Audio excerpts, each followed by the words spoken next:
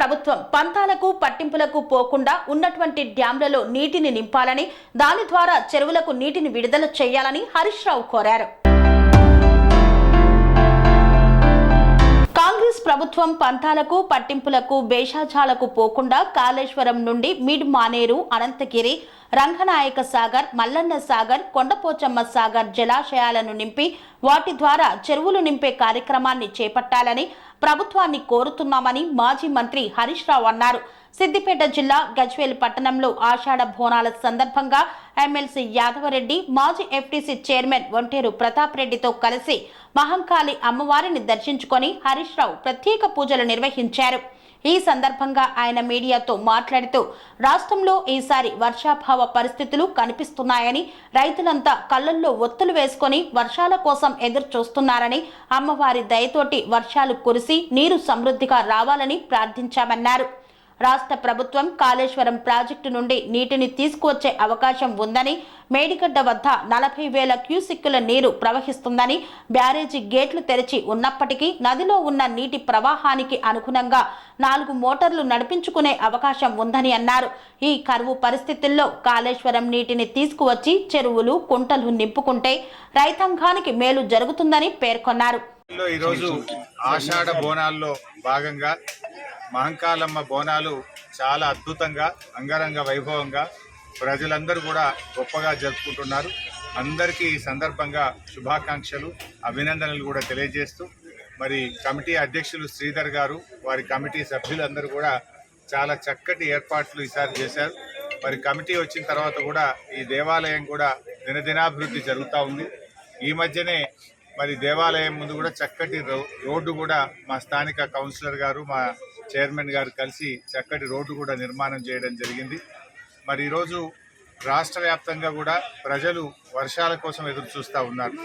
మరి ఆ మహంకాళమ్మ దయతోని రాబోయే రోజుల్లో మంచి వర్షాలు పడాలని, ప్రజలందరికీ మంచి పంటలు పండాలని అమ్మవారిని ప్రార్థిస్తూ ఉన్నాం. ఎందుకంటే రాష్ట్రంలో ఈసారి వర్షాభావ పరిస్థితులు కనబడతా ఉన్నాయి.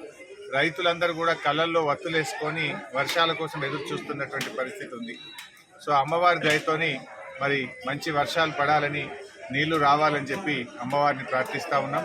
రాష్ట్ర ప్రభుత్వం కూడా ఇప్పటికే మరి కాళేశ్వరం ప్రాజెక్టు నుంచి నీళ్లు తెచ్చే అవకాశం ఉంది. ఈరోజు మేడిగడ్డ దగ్గర దాదాపు 40,000 క్యూసెక్కుల నీళ్లు ఈరోజు ప్రవహిస్తూ ఉన్నాయి. ఇప్పుడు బ్యారేజీ గేట్లు ఓపెన్ ఉన్నప్పుడు కూడా ఆ నదిలో ఉండే ప్రవాహం అనుగుణంగా దాదాపు 4 మోటార్లు నడుపుకునేటువంటి అవకాశం ఉంది. ఎందుకంటే ఈ కరువు పరిస్థితుల్లో కాళేశ్వరం నీళ్లు తెచ్చి చెరువులు నింపుకుంటే రైతాంగానికి మంచి పంటలు పండేటువంటి అవకాశం ఉంది. ప్రభుత్వం పంతాలకు పట్టింపులకు బేసిజాలకు పోకుండా కాళేశ్వరం మోటార్లు ప్రారంభించి మరి ఇటు మిడ్మానేరు కానీ, అనంతగిరి కానీ, రంగనాయక సాగర్ కానీ, మల్లన్న సాగర్ కానీ, కొండపోచమ్మ సాగర్కు నీళ్లు తీసుకొచ్చి ఈ ప్రాంతంలో చెరువులన్నీ కూడా నింపాలని, పంటలకు నీళ్లు అందించాలని ప్రభుత్వం వెంటనే మోటార్లు ఆన్ చేయాలని చెప్పి ఈ కరువు పరిస్థితుల్లో, ఎందుకంటే తాగునీటికి సాగునీటికి మరి ఇబ్బంది రాకుండా ఉండాలంటే మోటార్లు స్టార్ట్ చేసి నీళ్లు పంపింగ్ను వెంటనే ప్రారంభించాలని చెప్పి కోరుతాం.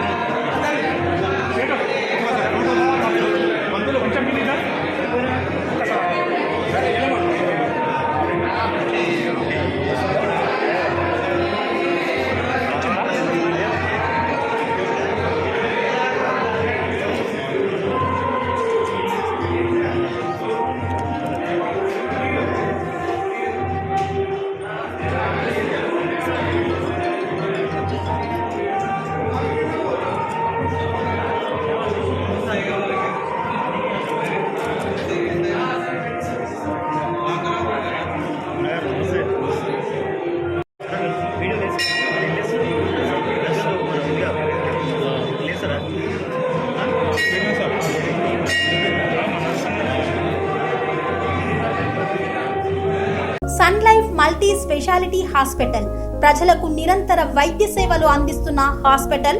డయాబెటాలజీ స్టెమ్ సెల్ ఫిజిషియన్ లో ఇండియాలోనే మొదటి డాక్టర్ గా పేరుగాంచిన డాక్టర్ విజయ్ భాస్కర్ గారు అత్యాధునిక విజ్ఞాన పరిజ్ఞానంతో అంతర్జాతీయ ప్రమాణాలతో సామాన్యులకు సైతం అందుబాటులోకి తెచ్చారు Sun Life multi speciality hospital ను.